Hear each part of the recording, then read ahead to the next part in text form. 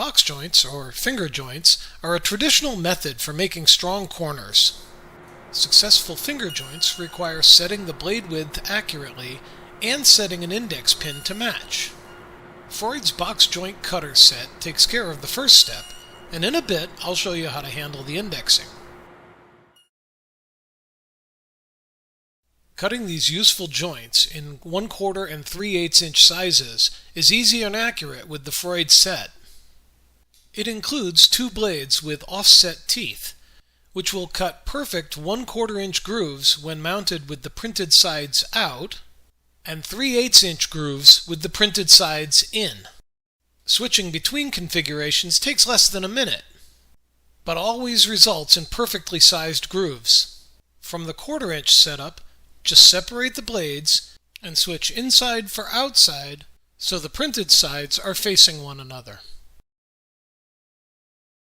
From 3/8 to 1/4 inch, the process is simply reversed, with both printed faces ending up on the outside of the set.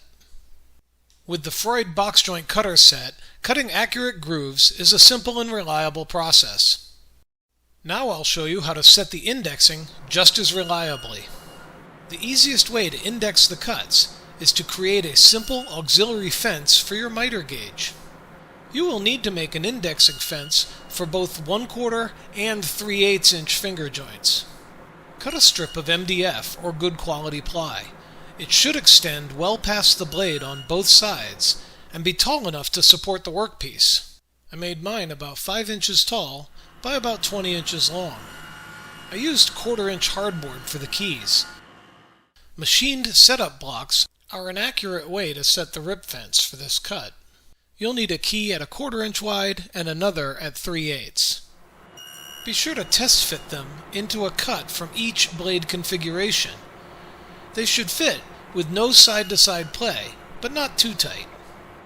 With the box joint cutters mounted in the saw, set the height to match the key stock and cut a single groove in the fence. The notch should be several inches in from one end to provide support as you work across the piece. With the key mounted, the fence has to be positioned to properly index the cut. Clamp the fence to the miter gauge so that the key is the same distance away from the blade as the width of the teeth.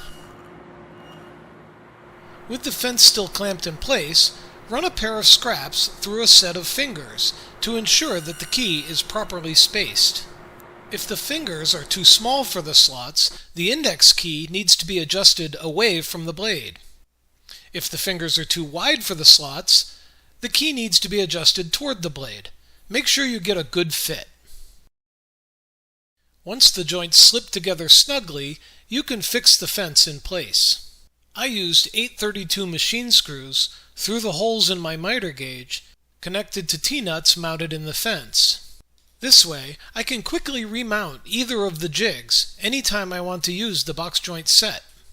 Finally, to ensure that the jigs always align perfectly when I need them, I added locating blocks to the back of each fence once they were set up. Using the Freud box joint cutter set with your shop-built jigs, you can be making box joints within a couple of minutes whenever you need to. Once you are set up, cutting box joints could not be easier. The process begins by setting the blade height to the same thickness as the material you're working with. Then stand your first piece up against the fence and slide it over until it meets the key, and cut the first groove. The groove just cut is then placed over the key, indexing for the next cut. Always make sure that the end of the part is flat on the table, and work across the part until there are fingers all the way across.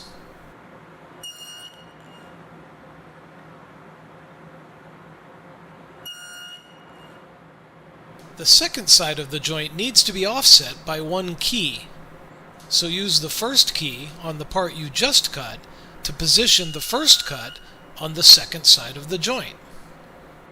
Then work across the part as before.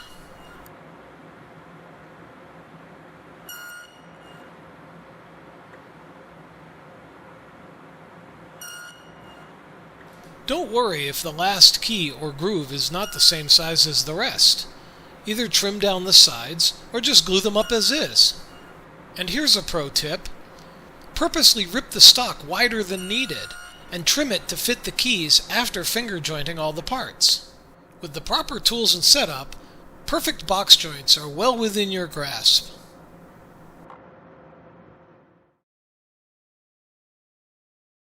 The Freud box joint cutter set makes finger joints quickly and accurately, but I've found it useful for all sorts of common tasks around my shop.